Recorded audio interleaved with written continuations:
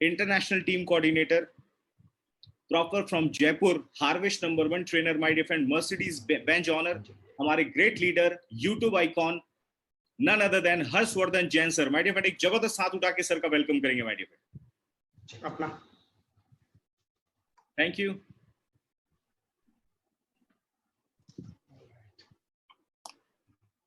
नमस्कार all India MINs, मैं हर्षवर्धन जैन आप सभी लोगों का तहे दिल से स्वागत करता हूं। क्या हालचाल हैं आपके? ऑल राइट, जबरदस्त सर। सभी लोग म्यूट हैं? यस सर, सब म्यूट है सर। ऑल राइट, कितने लोग हैं रोहित जी जो बात कर सकते हैं? सर एक्चुअली जिस तरीके से लोड बढ़ रहा है सर, किसी को परमिशन नहीं दिया गया है। 2-3 लोग हैं, सर हैं, संजय सर हैं, वो आप बात कर सकते हैं सर, बाकी सबको अनम्यूट किया हुआ है जी सर। ठीक है सर। तकरीबन YouTube में 3000 लोग के आसपास आपको देख रहे हैं सर, और यहाँ पे 1000 लोग हैं Zoom पे। Share, okay, wonderful. मैं सारे लोगों का स्वागत करता हूं, आप सभी लोगों का। मेरी अगर आवाज आप तक पहुंच रही है तो थोड़ा सा एक बार हाथ हिला दीजिए, या मुझे रोहित जी आप बता दीजिए मेरी आवाज आ रही है ना? All right. तो दोस्तों, पूरे इंडिया में जितने लीडर सभी मुझे सुन रहे हैं उन सभी लोगों का स्वागत करता हूं। और अब मैं चाहता हूं कि आप लोग और हम सब लोग एक साथ अपने लक्ष्य की तरफ बढ़ने के लिए कुछ ऐसी प्लानिंग करें जिसके लिए मैंने बहुत देर से प्लानिंग की, और आज थोड़ी सी चीजें ऐसी अनसर्टेन हुई जो हम लोग टेक्नोलॉजी की वजह से कनेक्ट नहीं हो पाए और पिछले 30-40 मिनट लेट हो गए, लेकिन कोई बात नहीं, अब चीजें सब फेवरेबल है। आप और हम लोग शुरू करने जा रहे हैं इस सेशन को। अब वन वे ट्रैफिक चल रहा है क्योंकि आपकी आवाज मेरे तक आ नहीं रही है और मुझे सीधा आपसे बात करनी है, तो बस आपको देख पा रहा हूं, आप मुझे देख पा रहे हैं, और बातचीत को शुरू करते हैं। दोस्तों, आज का टॉपिक और आज का सब्जेक्ट आपको पहले से कल अनाउंस कर दिया गया था। उसका नाम है ट्रेजेडी और ब्लेसिंग्स।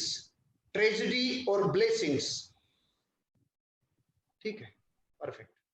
ट्रेजेडी और ब्लेसिंग्स, दोस्तों ये दोनों शब्द हिंदुस्तान की जनता ने पिछले 1 महीने में जितनी ज्यादा बार सुने हैं, जितनी ज्यादा बार महसूस किया है, उतना पहले कभी नहीं किया। आज आप और हम लोग जिस दौर से गुजर रहे हैं उसको हिंदुस्तान के बहुत सारे लोग बोल रहे हैं ट्रेजेडी हो गई, और बहुत सारे लोग बोल रहे हैं नहीं ब्लेसिंग्स है, कुछ ना कुछ अच्छा होगा, कुछ ना कुछ जोरदार होगा। लेकिन मैं आप लोगों को बताना चाहूंगा कि देखिए, कुछ ऐसे अतीत की ऐसी बड़ी घटनाएं हैं जिन्होंने इतिहास को झकझोर के रख दिया था, और आज वही हुआ है।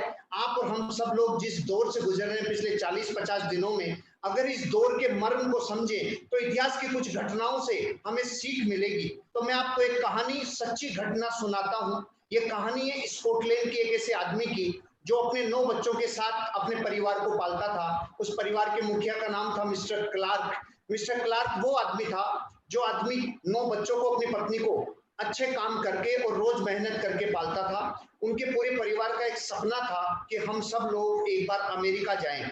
ब्रिटेन से जहाज, पानी का जहाज जाता था जो अमेरिका लेके जाता था। उनका बहुत बड़ा सपना था कि हम लोग भी जिंदगी में कभी ना कभी अमेरिका जाने का सपना पूरा करें। बहुत मेहनत की, कई दिनों का पैसा जोड़ के जमा करके उन्होंने फाइनली अमेरिका जाने के लिए वीजा और टिकट्स खरीद लिए और पानी के जहाज की टिकटें बुक करवा ली। बहुत खुश था परिवार और बहुत रौनक थी परिवार में। सारे 9 के 9 बच्चे खुश थे, पति पत्नी दोनों खुश थे कि अमेरिका जाएंगे घूमने, और खरीदारी चल रही थी, बहुत जबरदस्त घर में माहौल था। और जैसे ही जहाज जाने वाला था उसके 7 दिन पहले जो सबसे छोटा बच्चा था उनका, उसके पाँव में कुत्ते ने काट लिया। एक कुत्ता था जिसने पाँव में काट लिया, और जैसे कुत्ते ने काटा और डॉक्टर को दिखाया तो डॉक्टर बोलता है कि इस बच्चे को क्वारंटाइन करना पड़ेगा, मतलब इस बच्चे को अब अकेला रहना पड़ेगा। ये बच्चा अगले कई दिनों तक लोगों के साथ कनेक्ट नहीं हो सकता। और जैसे आज हम लोग, बहुत सारे लोग हिंदुस्तान में अपने अपनी जगह पे क्वारंटाइन होके बैठे हैं या फिर एकांत में बैठे हैं, ऐसे उस बच्चे के लिए भी आदेश दिया। तो डॉक्टर की ये बात सुनते ही पूरा परिवार सदमे में आ गया। और जैसे ही ऐसा सदमा लगा, क्योंकि टिकट्स नॉन रिफंडेबल थे और पूरे परिवार का सपना था वर्षों से कि अमेरिका घूम के आएंगे, लेकिन अमेरिका का सपना चकनाचूर होता हुआ दिख रहा था। और वही हुआ, फाइनली उनका सपना टूट गया और उनके सारे टिकट्स में जितने पैसे लगे थे वो सब बर्बाद हो गए। अब मैं आप सब लोगों से एक चीज पूछना चाहूंगा, जब कुत्ते ने काटा होगा तब परिवार को कितना बुरा लग रहा होगा। जब टिकटों के कई हजारों रुपए उस जमाने में ये बात है 1912 की, सन 1912 की। कई हजारों डॉलर और पाउंड उनके खर्च हो गए होंगे, तब कितना दुख हुआ होगा। और जब जहाज रवाना हो गया 10 अप्रैल 1912 को, जब जहाज रवाना हो गया तब कितना दुख हो रहा होगा। वो ढूंढ रहे थे उस कुत्ते को कि उस कुत्ते को मार दे, वो गालियां दे रहे थे प्रकृति को, वो भगवान को गालियां दे रहे थे। और 4 दिन के बाद 15 अप्रैल की अर्ली मॉर्निंग सुबह वो जहाज जिसमें वो जाने वाले थे, वो जहाज पानी में डूब गया। दुनिया उस जहाज को टाइटैनिक के नाम से जानती है। अब दोस्तों मैं आपसे पूछना चाहता हूं, जब कुत्ता काट रहा था तब कैसा लग रहा था? जब अमेरिका के टिकटों का पैसा लग गया था तब कैसा महसूस हो रहा था? और जब लोग जा रहे थे अमेरिका घूमने तब कैसा महसूस हो रहा था? उस पूरे परिवार की वो हालत थी जिसे वो कहते थे कि दर्दनाक हालत है। लेकिन टाइटैनिक जहाज डूबने के बाद वो आदमी जिसे मिस्टर क्लार्क कहते हैं, वो कुत्ते को ढूंढ रहा था गली गली। वो ढूंढ रहा था, हे भगवान उस कुत्ते को मिला दो जिसका महान ऋण है हमारे ऊपर। अगर वो कुत्ता नहीं काटता तो आज हम लोग उस जहाज में होते और हम पूरे परिवार उसमें मर जाते। 1500 से ज्यादा डेथ हुई थी टाइटैनिक में। और इस परिवार की कहानी गूगल के ऊपर है, आप सर्च कर लीजिए, mister Clarke Scottish person Titanic tragedy. अब मैं आप सब लोगों को जो आज मुझे देख रहे हैं, सुन रहे हैं, आप 4000 5000 लोगों से पूछना चाहता हूं कि जब उसको उसके परिवार पे इतना बड़ा हादसा हुआ था तो दुनिया में कोई भी इंसान कह सकता था क्या कि ये ब्लेसिंग्स है? नहीं कह सकता था। सबको यही लग रहा था ये ट्रेजेडी है। लेकिन ट्रेजेडी नहीं थी, ब्लेसिंग्स थी। और ट्रेजेडी में से ब्लेसिंग्स निकलने में जो समय लगता है, वो जो पहचान पाए, वो जो समझ पाए, वो जो अंतर चेतना से प्रकृति से जुड़ पाए कि दुनिया में जब भी कोई ट्रेजेडी होती है उसमें से ब्लेसिंग्स तब निकलती है जब हमारा पूरा माइंड और अंतर चेतना प्रकृति में इतना सजग होकर ये देखती है कि हम कैसे, क्या चीजें हैं प्रकृति जो इशारा कर रही है, प्रकृति क्या संकेत देना चाह रही है। अभी वर्तमान के हालात आपको बताता हूं। अभी तक भारत में लगभग 1100 मौतें कोरोना से हो चुकी है। 40 दिन में 1000 से 1100 मौतें, यूं कहें लगभग आज का डेटा अगर मैं बताऊं तो 1200 डेथ अब तक हो चुकी है कोरोना से। तो 40 दिन में 1200 मौत, और इसको हम लोग त्रासदी मान रहे हैं। एक रूप में अगर यहीं पे सुई अटका दे तो त्रासदी ही लगेगी, त्रासदी ही है। लेकिन ब्लेसिंग्स उनको दिखेगी जो गहरे से सचेत होकर प्रकृति को देखते हैं। 1200 डेथ 40 दिन में, और हिंदुस्तान में डेली 1217 लोग एक्सीडेंट में मरते हैं। पिछले कई वर्षों से एवरेज हिंदुस्तान में रोड एक्सीडेंट में 1200 लोग मर रहे हैं। तो जो 1200 लोग एक दिन में एक्सीडेंट से मर रहे हैं, 40 दिन में जिस बीमारी ने अब तक 1200 लोगों को इस दुनिया से लील लिया हमारे भारत से, और 48,000 लोगों की जान बचा दी इस कोरोना ने, अगर डेथ से डेथ की तुलना करोगे तो आपको नहीं लगता कि ये ट्रेजेडी नहीं है, ये ब्लेसिंग्स है। लेकिन पार की नजरें चाहिए, प्रकृति के प्रति अपना अपूर्व स्नेह चाहिए, थोड़ा संकेत समझने की जरूरत है। 48,000 लोग नहीं मरे क्योंकि कोरोना था। आज वो लोग अपनी जिंदगी में कैसे न कैसे इस त्रासदी को तो झेल रहे हैं, त्रासदी को तो झेल रहे हैं, लेकिन उन्होंने अपने आप को बचा लिया। क्यों? क्योंकि कोरोना की वजह से वो लोग स्थिर है। अब मैं आप सब लोगों को ये कहना चाहता हूं, बताओ ट्रेजेडी और ब्लेसिंग्स में ये कैसे कह सकते हैं हम लोग कि ये ट्रेजेडी है? आज कितने लोगों की जान एक्सीडेंट की वजह से बच गई, कितना ईंधन बच गया, कितनी चीजें बच गई। मैं आपसे सच कह रहा हूं, फाइनली अगर कुछ चीजों को आप देखोगे ना तो आपको ये समझ में आएगा। जैसे भारत में नोटबंदी हुई थी, बहुत सारे लोग परेशान हुए थे, तो पूरे देश को लगा ये ट्रेजेडी है। लेकिन आप ये सोचो कि उस एक ट्रेजेडी ने हिंदुस्तान के 40 से 50 करोड़ लोगों को टेक्नोलॉजी सिखाई, डिजिटली पेमेंट करना सिखाया, पेमेंट की लेन देन करना सिखाया, पेटीएम करना सिखाया। उन्होंने बहुत सारी चीजें ऐसी की जो अगर नोटबंदी नहीं होती तो अपने अंदर अपग्रेडेशन नहीं होता। हमेशा ट्रेजेडी में से क्या ब्लेसिंग्स निकाल सकते हो, जिस आदमी की ऐसी पार की नजरें हैं वो ही ये बात समझ पाएगा। मैंने पहली बात आपसे की, अगर आपको मेरी बात कन्वे हुई है, आप मुझे देख पा रहे हैं और मेरी पूरी बात इतनी देर जो मैंने बोला वो सुन पाए हैं, तो थोड़ा मुझे इशारा कर दीजिए ताकि मैं नेक्स्ट स्लाइड के ऊपर चलूं। Very good. Wonderful wonderful. दोस्तों मैं आपके सामने अगली स्लाइड ला रहा हूं। पिछले 100 वर्षों में भारत में जितने लोग अब तक अमीर बने हैं और जिन जिन कामों से अमीर बने हैं, जिन कामों को बहुत ज्यादा फेमस माना जाता था, जिन कामों से लोग अमीर बनने का रास्ता बहुत इजी समझते थे और जिन कामों से लोगों ने वाकई में अमीरी हासिल की थी, आज उन कामों को चेक करने की जरूरत है कि उन कामों से जिनसे लोग अमीर बने थे उनके वर्तमान में क्या हालात है। देखो, लोग रियल एस्टेट से अमीर बनने का रास्ता अपनाते थे, लेकिन आज के हालात क्या हैं? आज के हालात मंदी की तरफ चले गए। आज कोई व्यक्ति निवेश करने से पहले 1000 बार सोचेगा कि दुनिया वायरसों की दुनिया में आई है, आने वाला समय किस प्रकार के इन्वेस्टमेंट करने का है। हर व्यक्ति सजग हो गया, सतर्क हो गया। रियल एस्टेट से अमीर बनने वाले लोगों में आज ये धंधा मंदी की तरफ है। दूसरा धंधा स्टॉक मार्केट। आज पूरी दुनिया की स्टॉक मार्केट को आप स्टडी करोगे, अगर आप स्टडी करोगे तो आपको एक चीज लगेगी कि बड़े बड़े अमेरिका का स्टॉक मार्केट क्रैश हो गया, यूके का, जापान का, ऑस्ट्रेलिया का, चाइना का, दुनिया का हर स्टॉक मार्केट क्रैश हो गया।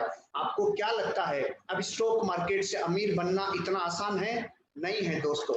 एक और व्यापार था जिसे कंस्ट्रक्शन कहते हैं। था का मतलब ये नहीं है कि अब नहीं होंगे। था का मतलब है वर्तमान के सिनेरियो को अगर लंबा खींच दिया जाए, अगर ये पीरियड लंबा खिंच जाए तो आप कल्पना करो कि कंस्ट्रक्शन की हालत क्या होगी। कितने रियल एस्टेट के व्यापार, कितने स्टॉक मार्केट के लोग और कितने कंस्ट्रक्शन से जितने लोग लिंक में थे, आज उनका व्यापार, उनकी हालत क्या हो गई। एक और व्यापार है फाइनेंस का। आज कोई भी आदमी किसी व्यक्ति को उधार देने से डर रहा है, कोई भी व्यक्ति अपना पैसा मार्केट में लगाने से डर रहा है। क्यों? क्योंकि फाइनेंस के व्यापार में तकलीफ आ गई। लॉजिस्टिक का व्यापार, करोड़ों लोग जिस व्यापार से जुड़ते थे वो लॉजिस्टिक का व्यापार आज मंदी की तरफ चला गया। एनर्जी का व्यापार मंदी की तरफ चला गया। दुनिया के बड़े से बड़े बाजार और बड़े से बड़ी इंडस्ट्रियों के लोग आज कहीं ना कहीं अपने आप को नीचे की तरफ ले गए और अगले कई वर्ष लग जाएंगे। आज रेस्टोरेंट का बिजनेस आप देखोगे, पब्लिक प्लेस वाले बिजनेस देखोगे, आज दुनिया के मल्टीप्लेक्स वाला बिजनेस आप देखोगे तो यहाँ लोगों की आवाजाही नहीं होगी। ये सारे वो काम थे जिससे लोग अमीर बनते थे। हेल्थ केयर का व्यापार, कंज्यूमर रिटेल का व्यापार,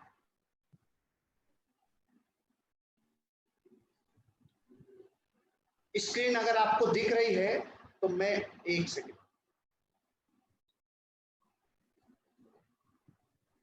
और टेक्नोलॉजी का व्यापार।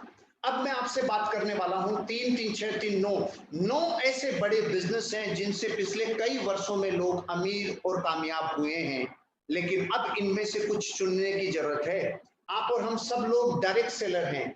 आप और हम सब लोग संभावनाओं की दुनिया को लोगों तक लेके जाते हैं, सपनों की दुनिया को लोगों तक लेके जाते हैं। तो अब आप कल्पना करिए कि पूरी दुनिया में रियल एस्टेट व्यापार से जुड़े हुए करोड़ों लोग आपके हमारे कस्टमर हैं। पूरी दुनिया में स्टॉक मार्केट से जुड़े हुए करोड़ों लोग आपके अब हमारे कस्टमर हैं। कंस्ट्रक्शन से जुड़े हुए करोड़ों लोग आपके हमारे कस्टमर हैं। फाइनेंस से जुड़े हुए, लॉजिस्टिक्स से जुड़े हुए, एनर्जी से जुड़े हुए और कई हेल्थ केयर से, इंडस्ट्री से जुड़े हुए, और कुछ लोग जो कंज्यूमर रिटेल में अब तक ऐसा व्यापार करते थे जो ऑथराइज तो था लेकिन अनऑर्गेनाइज था, उसको ऑर्गेनाइज होने में टाइम लगता था, और टेक्नोलॉजी का सहारा लेके। तो अब मैं आपको इन 9 में से 3 काम ऐसे बता रहा हूं जिसको हम रिप्रेजेंट करते हैं। पहला काम है हेल्थ केयर। आप और हम सब लोग इस बिजनेस में हैं, तो बताइए हम लोगों को हेल्थ को रिप्रेजेंट करते हैं कि नहीं करते हैं? Yes sir. आज हम हेल्थ को रिप्रेजेंट कर रहे हैं, हम कंज्यूमर रिटेल को रिप्रेजेंट कर रहे हैं, हम टेक्नोलॉजी को रिप्रेजेंट अगर कर लें, बस एक सहारा चाहिए टेक्नोलॉजी का। अगर ये सहारा ले लिया तो दोस्तों तूफान मच जाएगा। मैं कल भी आज संकेत सर से बात कर रहा था बिजनेस वॉल्यूम का। जब मुझे उन्होंने बताया 8 से 10 लाख का बिजनेस वॉल्यूम जब गया है तो मैं फिर खुश हो गया। अरे 8 से 10 लाख बिजनेस वॉल्यूम, जहां दुनिया का हर व्यापार तबाह है, अरबों रुपए की इंडस्ट्री रियल एस्टेट में जीरो मुनाफा है, स्टॉक मार्केट जीरो मुनाफा, कंस्ट्रक्शन जीरो मुनाफा, फाइनेंस जीरो मुनाफा, लॉजिस्टिक्स, एनर्जी जीरो मुनाफा। हमारा बिजनेस फिर 10 लाख बिजनेस वॉल्यूम। और मैं वादा कर रहा हूं आपसे, अगले 2 वीक में 17 मई से पहले इस लॉकडाउन में हम लोग जरूर इस बिजनेस वॉल्यूम को 30 लाख बिजनेस वॉल्यूम क्रॉस करेंगे, 40 लाख बिजनेस वॉल्यूम क्रॉस करेंगे, जो एवरेज बिजनेस वॉल्यूम माना जाता था। तो दोस्तों, ये स्लाइड मैंने आपको इसलिए दिखाई है ताकि आप में से बहुत सारे लोग एक प्रश्न पूछते हैं, अब सर हम कैसे करें, हम क्या करें? अरे ये प्रश्न अपन पूछेंगे, ये महाबेवकूफी का प्रश्न है।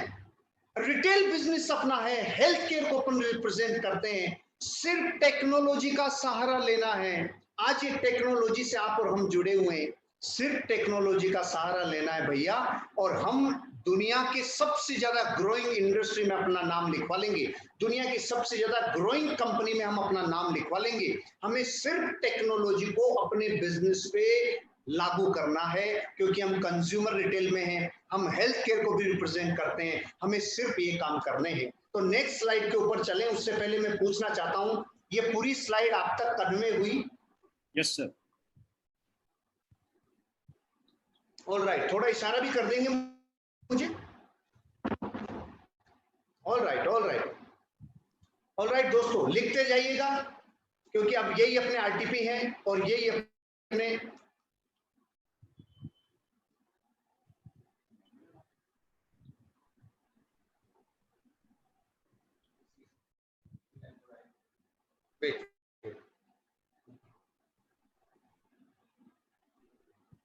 ऑलराइट दोस्तों, नेक्स्ट स्लाइड को ध्यान से देखिए।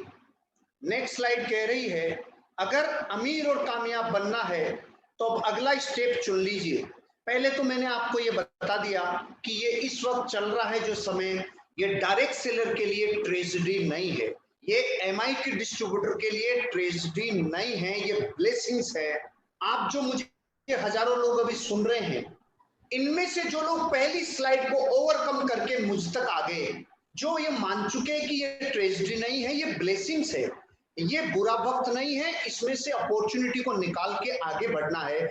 जो उससे निकल के बाहर आ गए, उसको अगली बात समझ में आई होगी कि दुनिया के 9 बड़े व्यापार में अब हम लोग वो हैं जो अपने व्यापार को तेज गति से बढ़ाने वाले हैं। अब जो स्लाइड आपके सामने है, ये बहुत इंपॉर्टेंट स्लाइड है, इसका स्क्रीनशॉट ले लीजिए या लिख लीजिए एक बार।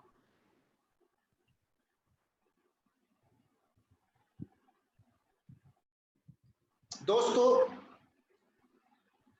95% नेटवर्कर अभी ऐसे जोन में जा चुके जिसे कंफर्ट जोन कहा जाता है।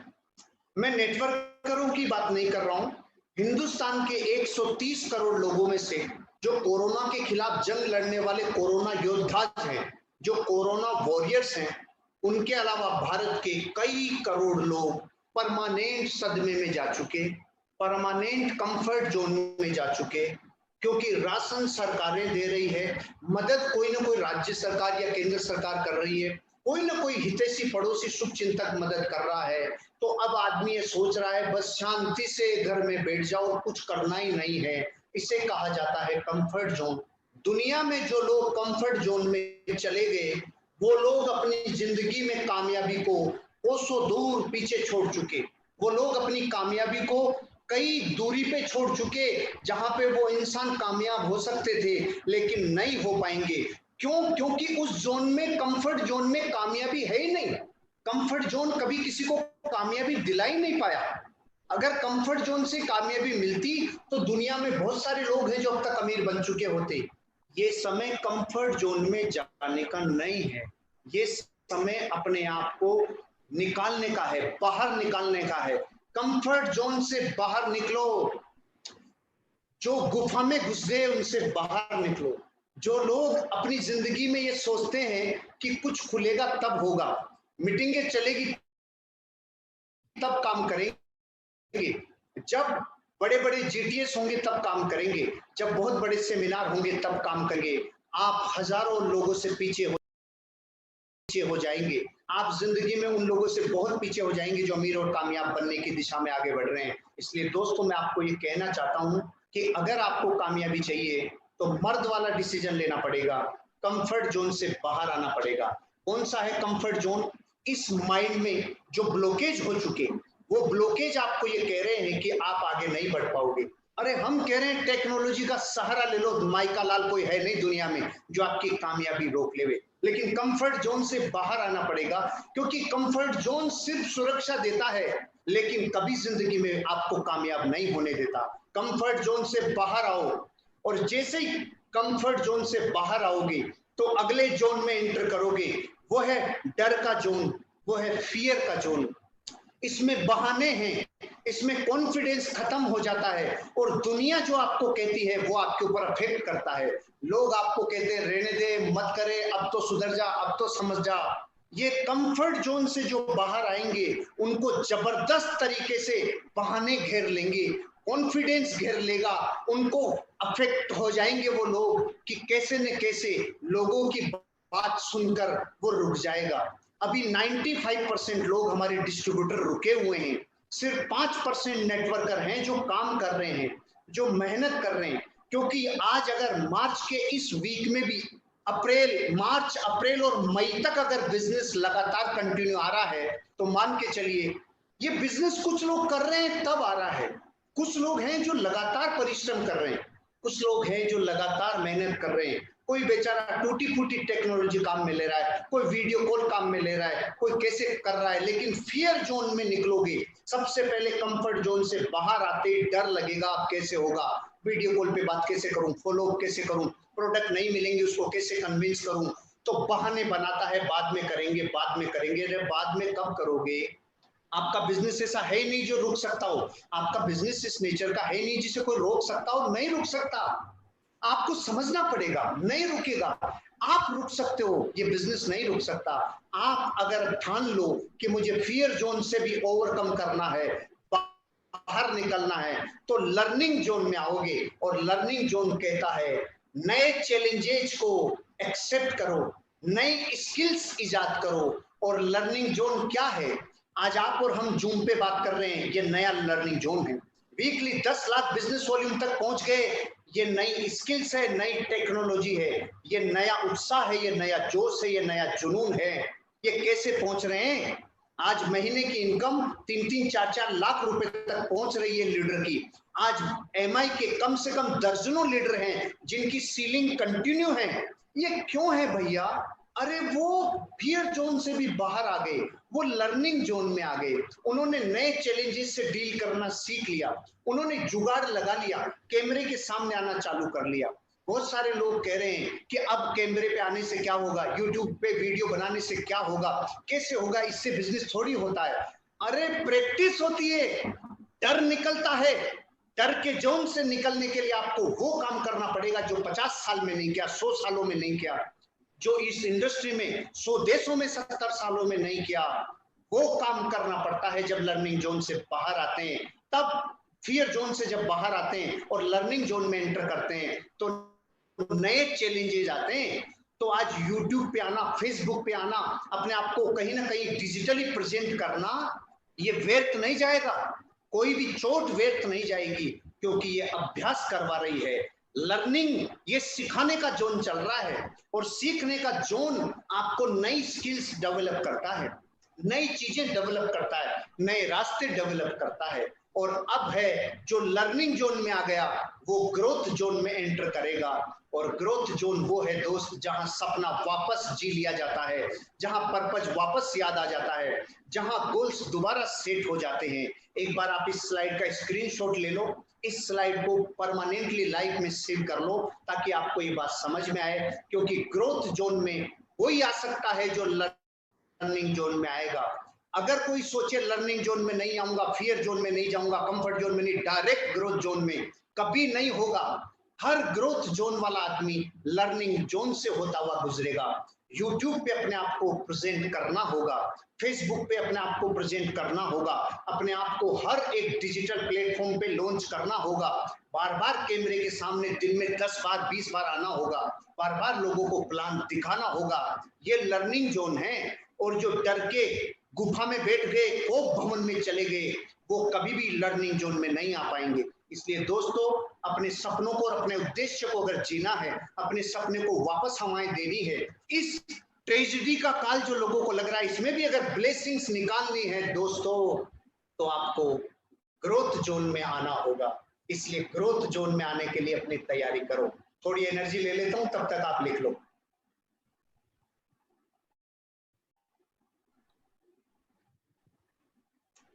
रोहित जी, मेरी आवाज सुन रहे हैं? यस सर, सब लोग क्लियर है sir. All right, all right.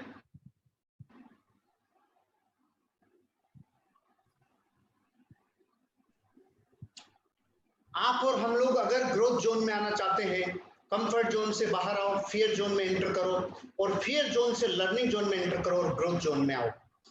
Next slide के ऊपर चलते हैं दोस्तों। आपको अगर जिंदगी में अपने साथ एक्सपेरिमेंट करना है तो ये स्लाइड बहुत इंपॉर्टेंट है। इस वक्त पूरी दुनिया के सारे देश भारत की तरफ देख रहे हैं। क्यों देख रहे हैं भारत की तरफ? एक बहुत बड़ा कारण है। जिस अमेरिका की आबादी कुछ करोड़ है, वहां 60,000 लोगों की मृत्यु हो गई। और ऐसा देश जिस भारत माटी में इतना पुण्य है कि 130 करोड़ लोगों के देश में 1200 लोगों की मृत्यु हुई है। हेल्थ इंफ्रास्ट्रक्चर में हम लोग दुनिया के 112वें नंबर पे आ रहे थे। हमसे 100 गुना टॉप वाले हेल्थ इंफ्रास्ट्रक्चर के देशों में हजारों डेथ हो गई। लेकिन भारत का पुण्य क्यों काम कर रहा है? क्योंकि यहाँ की लीडरशिप ऐसी स्टाइल को लीड कर रही है जो पूरी दुनिया जिसको आज फॉलो कर रही है। जैसे देश में देश का राजा, देश का वजीर आजम और प्रधानमंत्री लोगों से आके कनेक्ट हो रहा है, लोगों को एक साथ एनर्जी को वेव करवा रहा है। कभी ताली बजाना, कभी थाली बजाना, कभी घंटी बजाना, कभी दीप जलाना, यह है ऊर्जा का वाइब्रेशन फैलाना। ऐसे हमें भी अपने नेटवर्क में एक साथ ऊर्जा का वाइब्रेशन फैलाना है। क्या है ऐसा ऊर्जा का वाइब्रेशन? कैसे फैलता है? जब हम ऐसी क्वालिटी का, ऐसी स्टाइल का परिचय देते हैं जो लोगों में एनर्जी स्प्रेड करती है। आज अगर टेक्नोलॉजी का सहारा नहीं लिया होता, आज संकेत सर ने ये डिसाइड नहीं किया होता कि हम 1000 लोगों को, 5000 लोगों को आज एक साथ इकट्ठा करके इस बिजनेस के बारे में बात करें, तो क्या आज आप 5000 लोग अपने घरों में बैठ के कुछ क्रिएटिव कर रहे होते? नहीं कर रहे होते। आज डिसीजन लिया। कल हम महाराष्ट्र के और देश के और लोगों के साथ भी, मैं 5000 लोगों के साथ जुड़ा था। मैं डेली दिन में 5 से 10,000 लोगों के साथ डेली कनेक्ट हो रहा हूँ, वो मुझसे कनेक्ट हो रहे हैं और हम रोज सृजन कर रहे हैं। हम बैठ के आराम नहीं कर रहे, हम दाढ़ी बढ़ा के रेस्ट नहीं कर रहे, हम कोप भवन में नहीं जा रहे। मैं दिन में 10 घंटे बात कर रहा हूँ रोज। इतना तो मैं उस वक्त काम नहीं कर रहा था, इतना उस वक्त नहीं बोल रहा था, इतने मेरे वोकल कोर्ड्स पे सूजन उस टाइम नहीं आई थी जितनी अब आ रही है। ये लीडरशिप है भैया। अब लीडर बनना होगा। लीडर के गुणों का विकास करने के लिए अपनी शैलियां डेवलप करनी होगी। ऐसी लीडरशिप शैलियां डेवलप करनी होगी जो दुनिया के सक्सेसफुल लोग फर्क टाइम पे करते हैं। देखिए ग्राफ बताता हूं आपको लीडरशिप शैलियों का। इस दुनिया में लीडरशिप की स्टाइल होती है basically 3: motivational style, power style और सुपरवाइजरी स्टाइल। लिख लीजिए एक बार।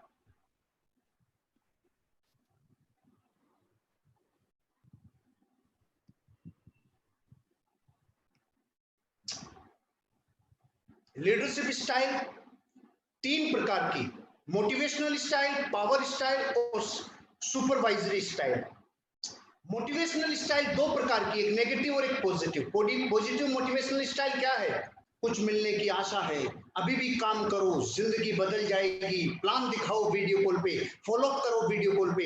ये मत पूछो अपने आप से कि कौन लोग देखेंगे कौन लोग नहीं देखेंगे। करोड़ों लोगों का मार्केट खाली हो गया, 15,000 नौकरियां तबाह हो गई, हजारों करोड़ों लोग हमारा वेट कर रहे हैं, सिर्फ आपको उन तक पहुंचना है, आपको मिलेगा मिलेगा। ये है पॉजिटिव मोटिवेशनल लीडरशिप स्टाइल।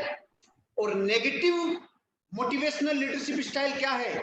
बाहर मत निकलना, सूजी लेने जाओगे सुजवा के आओगे, बाहर कोरोना है, बाहर मत जाना, लाशें बिछ जाएगी, हमें देश को बचाना होगा। ये है तो मोटिवेशनल स्टाइल। लेकिन नेगेटिव वाली मोटिवेशनल स्टाइल है, काम दोनों ही करती है, लेकिन आपको समय के हिसाब से अपने आप को बदलना सीखना होगा। कब पॉजिटिव मोटिवेशनल स्टाइल की जरूरत है, कब नेगेटिव मोटिवेशनल स्टाइल की जरूरत है। एक है सुपरवाइजरी स्टाइल।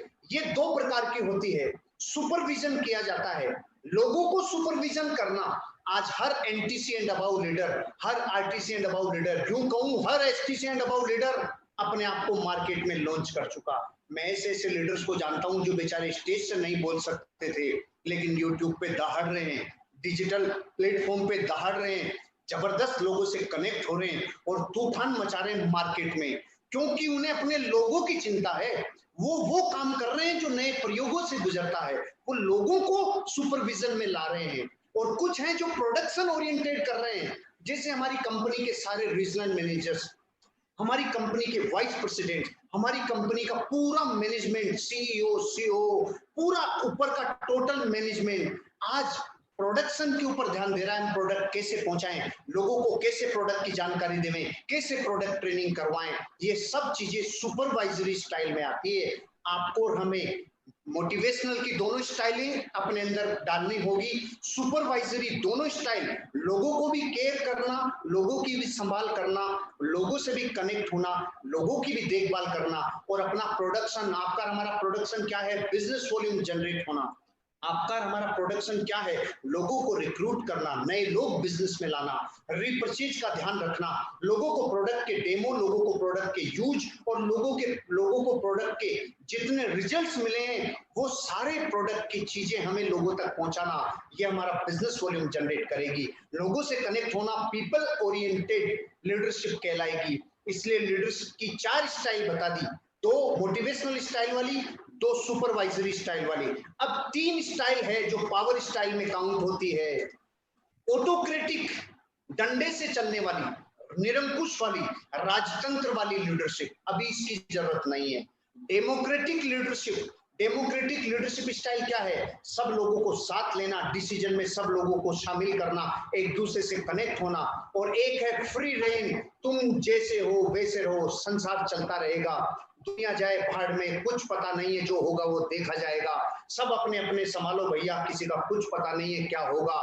ये स्टाइल की भी जरूरत नहीं है, ये फ्री रेंज स्टाइल है। इसमें इंसान जिंदगी में लोगों को स्वतंत्र छोड़ देता है। नहीं, हमें इन 7 लीडरशिप स्टाइलों से ऊपर की एक ऐसी स्टाइल को अभी ग्रहण करना है जो सबसे ज्यादा आपको मार्केट में परिचय करवाएगी, आपको बिजनेस में आगे बढ़ाएगी। वो इन सब की बाप है और उसका नाम है सिचुएशनल लीडरशिप। ऐसी स्टाइल जो सिचुएशन के अकॉर्डिंग बदल जाती है। मैं पिछले 40 दिन में मोटिवेशनल की दोनों स्टाइल्स का परिचय ले रहा हूं। जहां नेगेटिव वाली काम कर रही है वहां नेगेटिव कर रहा हूं। कौन सी चीजें जो मोटिवेशन देगी नेगेटिव रूप में, मैं पॉजिटिव वाली मोटिवेशनल स्टाइल को भी काम में ले रहा हूं। जहां होप हो, गेन हो और फियर ऑफ लॉस हो, ये वाली समय के हिसाब से काम में ले रहा हूं। सुपरवाइजरी में हर ग्रुप के साथ काउंसलिंग करना, हर एक लीडर के साथ काउंसलिंग करना, अपने लोगों से कनेक्ट होना, उनको वो सारे हथियार बताना, उनको वो सारी चीजें बताना जो टेक्नोलॉजी की मदद से बिजनेस ला सकती है। मैं ओरिएंटेड हूं लोगों के लिए और प्रोडक्शन के लिए। मैं अभी चारों स्टाइल काम में ले रहा हूं। और अब आपको बताता हूं सिचुएशनल लीडरशिप। इस दुनिया में इस सिचुएशन को कोई आदमी बेनिफिशियल में कन्वर्ट कर पाएगा जो सिचुएशनल लीडरशिप की 4 लीडरशिप में से एक स्टाइल को काम में लेगा। पहली लीडरशिप स्टाइल है डायरेक्टिंग, लोगों को निर्देश देना। अभी जरूरत नहीं है, ज्ञान बांटने की जरूरत नहीं है, उपदेश देने की जरूरत नहीं है, उपचार देने की जरूरत है। इसलिए मैं जब भी आपसे बात कर रहा हूं डायरेक्टली उपचार दे रहा हूं। डायरेक्टली मेरी मीटिंग, पूरी मीटिंग का हिस्से को निचोड़ के देखोगे तो एक जगह खत्म होती है, आपके यहाँ बिजनेस वॉल्यूम कैसे जनरेट हो, आपके यहाँ धन कैसे जनरेट हो, आपके घर में खुशियां कैसे जनरेट हो, हमारे प्रोडक्ट का मूवमेंट कैसे हो। सारी ट्रेनिंग को निचोड़ोगे तो डायरेक्शन वाली नहीं है, कुछ ऐसी है जो आगे आएगी।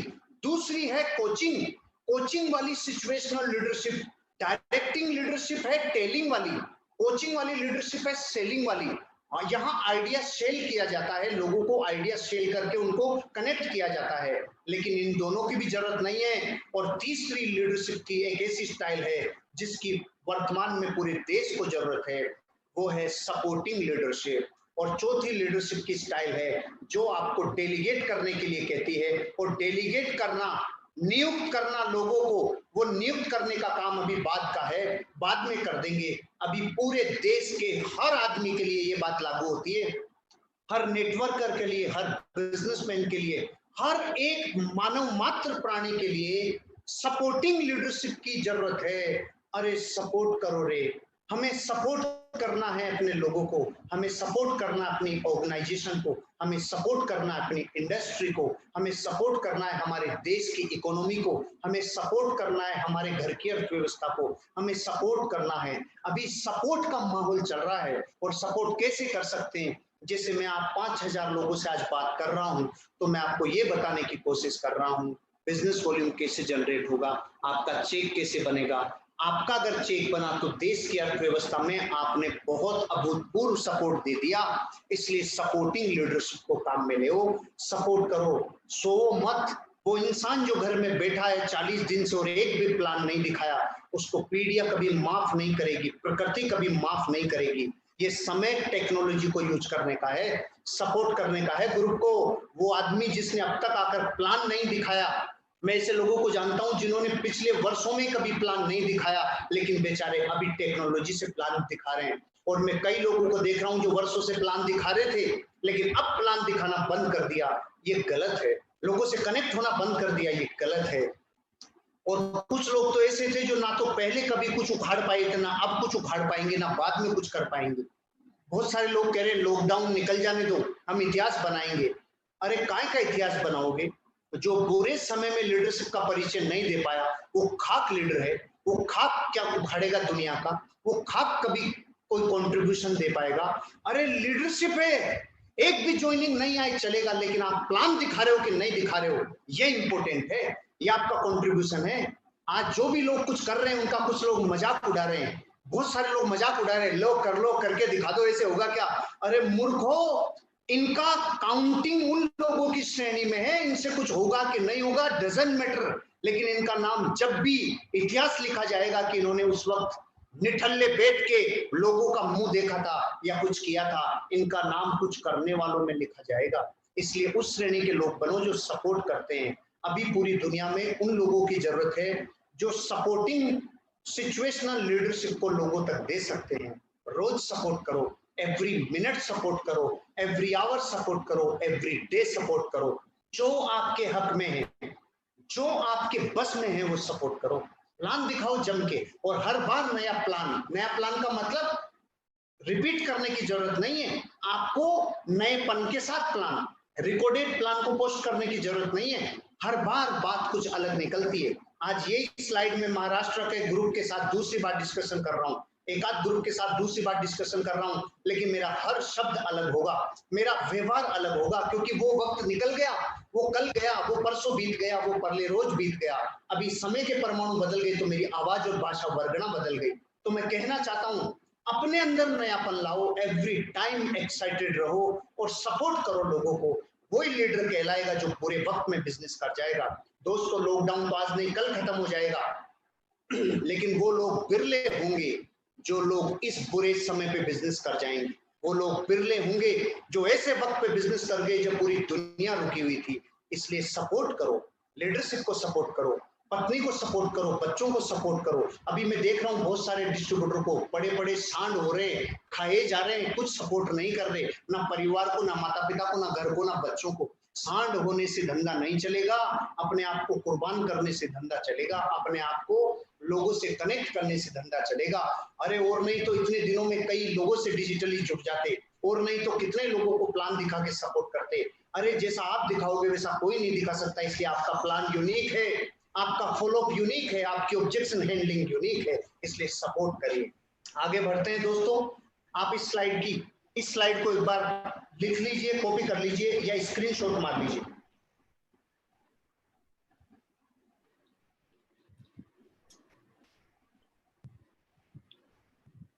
रोहित जी कनेक्ट है अपन लोग?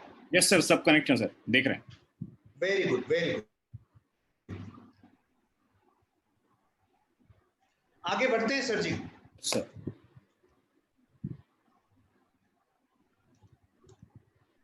दोस्तों, मैं आपको एक ऐसी स्लाइड दिखाने वाला हूं जो मैंने कई लोगों के साथ पिछले 10 दिन में 20 दिन में शेयर की है।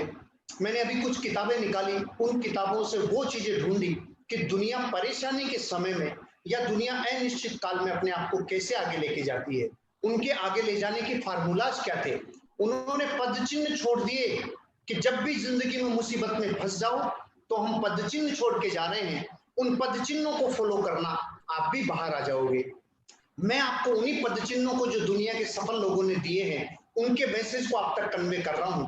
एक ऐसा ग्राफ दिखा रहा हूं जिसमें एक्स एक्सिस पे लिखा हुआ है टाइम और वाई एक्सिस पे लिखा हुआ है परफॉर्मेंस और कॉम्पिटेंस। प्रदर्शन और क्षमता आपकी वर्टिकल वाले पोजीशन पे है और टाइम जोन आपके हॉरिजॉन्टल पोजीशन में। देखिए ये ग्राफ क्या कह रहा है। ये ग्राफ कहता है कि दुनिया में कभी भी किसी प्रकृति के द्वारा कभी किसी को कोई झटका लगता है तो एक ग्राफ बनता है, उसके भावों का, उसके विचारों का, उसकी प्रतिक्रियाओं का एक ग्राफ बनता है। अगर कोई झटका लगा, भूकंप आता है तो झटका लगता है, सुनामी आती है झटका लगता है, मंदी आती है झटका लगता है, कोई महामारी आती है झटका लगता है। जब भी वैश्विक रूप से कोई बड़ा झटका लगता है तो पूरी मनुष्यता की कौम नीचे जाती है, वो पूरी की पूरी कोप भवन में चली जाती है, डर जाती है और दहशत में चली जाती है। अभी क्या हुआ है, अभी कोरोना का सदमा लगा है। हमने वो समय देखा जो पिछले वर्षों में कभी नहीं देखा, जो हजारों वर्षों में नहीं हुआ, वो पहली बार हुआ है कि आप और हम सब लोग घरों में कैद हो गए। कोरोना नाम का वायरस आ गया, हजारों लोगों की जिंदगियां ले चुका, बहुत सारे लोगों के व्यापार को तबाह कर चुका, बहुत सारे लोगों की नौकरियों को तबाह कर चुका। ये झटका लगना ये प्रकृति का न्याय है, लेकिन दहशत में आना और नहीं आना ये आपके और हमारे ऊपर निर्भर है। जो दहशत में आएगा वो फ्रस्ट्रेशन में आएगा और गुस्से में अपने आप को और नीचे लेके जाएगा, उसको निराशा होगी, उसको बहुत जबरदस्त क्रोध आएगा, उसको डिप्रेशन आएगा। एक बार झटका लगा, दहशत में आया, फ्रस्ट्रेशन में आया तो डिप्रेशन में जाएगा और यहाँ जो अपने आप को नहीं संभाल पाया वो तबाही की तरफ जाएगा, जिंदगी बर्बाद हो जाएगी, वो तबाही में चला जाएगा। अब आप और हम अपनी जिंदगी को एनालाइसिस करते हैं। मैंने 21 वर्ष की उम्र में जब होश संभालते हुए जिंदगी के झटकों को देखा तो मुझे झटका लगा, मैं दहशत में गया, मैं डर गया, अब क्या होगा, अब क्या होगा, अब क्या होगा। अनिश्चितकालीन समय आ गया जहां कल तक की रोशनी नहीं दिख रही। ऐसा समय आ जाता है तो दहशत होती है, फिर गुस्सा बड़ों पे, छोटों पे, लोगों पे निकलता है, निराशा होती है, क्रोध आता है और फिर इंसान डिप्रेशन में जाता है। ये मेरे साथ भी हुआ था, लेकिन 21 वर्ष की आयु के बाद में फिर मेरे साथ ऐसा कभी नहीं हुआ।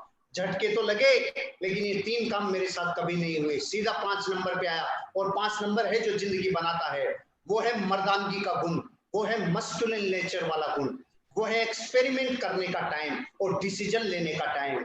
अगर आप सदमे से गुजर रहे हो, झटके से गुजर रहे हो, लेकिन दहशत में मत आओ, घबराओ नहीं, फ्रस्ट्रेशन में मत आओ, डिप्रेशन में मत आओ, सीधा प्रयोग करो, नए प्रयोग करो, नए निर्णय लो। और अभी सबसे बड़ा नया प्रयोग हिंदुस्तान के हर एक डिस्ट्रीब्यूटर को जो करना चाहिए वो एकमात्र प्रयोग है, कैमरे के सामने अपने आप को बार बार लाना, अभ्यास करना, बार बार लाना, अभ्यास करना, डिजिटली लोगों से जुड़ना, रोज प्लान दिखाना।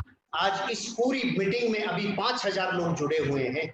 आप कल्पना करो, एक आदमी दिन में 5 लोगों को प्लान दिखाने का प्रयोग करे तो 5000 इंटू 5, दिन में 25,000 प्लान होंगे।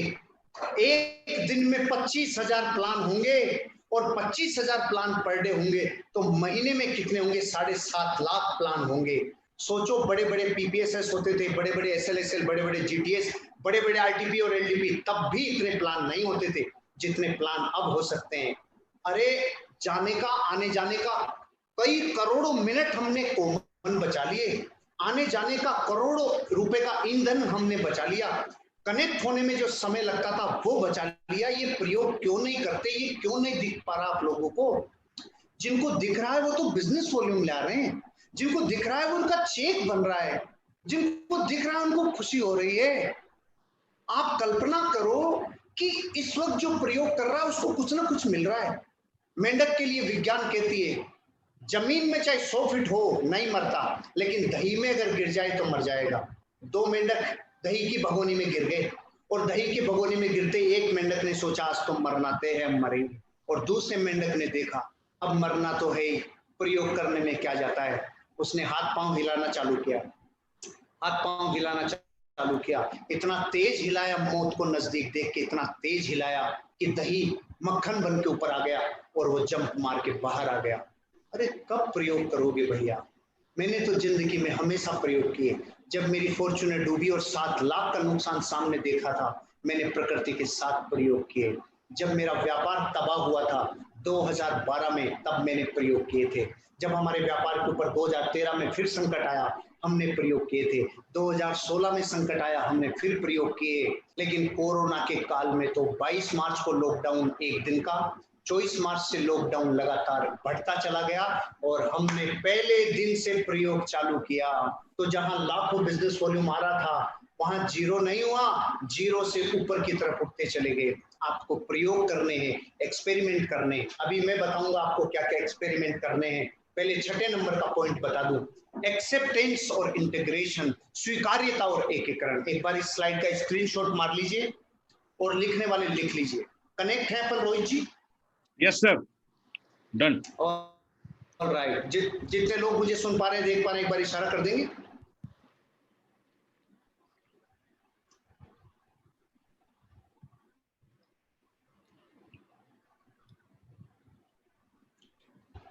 ऑलराइट, देखिए झटका लग चुका। दहशत में जिनको जाना था वो जा लिए और मर लिए, फ्रस्ट्रेशन में जिनको जाना था वो जा लिए, जिनको डिप्रेशन में जाना था वो जा लिए। और आप में से अभी भी कोई इन 4 चीजों का आनंद लेना चाह रहा है तो ले लो, आपको जितना मजे लेने हैं ले लो। हम तो 5वें पे और 6ठे पे आ गए। हम 5वें पे और 6ठे पे 40 दिन से हैं। हम 5वें पे और 6ठे पे 40 दिन से हैं भैया, 40 दिन से हैं। 40 दिन से लगातार प्रयोग कर रहे हैं और मैं आप लोगों को पूरे विश्वास के साथ कहना चाहता हूं, हम 40 दिन में कितना आगे आ गए, हम 40 दिन में कितना बड़ा अचीवमेंट कर चुके। हम 40 दिन में लगभग पूरे देश में मेरे नेटवर्क से लगभग 50 लोग और उनकी टीम के कुछ लोग, ये कितना आगे आ चुके ये वक्त बताएगा। ये 2020 का एंड होते होते समय बताएगा। हमने प्रयोग समय पे किए, एक्सेप्ट किया, प्रकृति में जो मिला उसको हमने स्वीकार किया और हमने चीजों को असेंबल करने का कोशिश किया।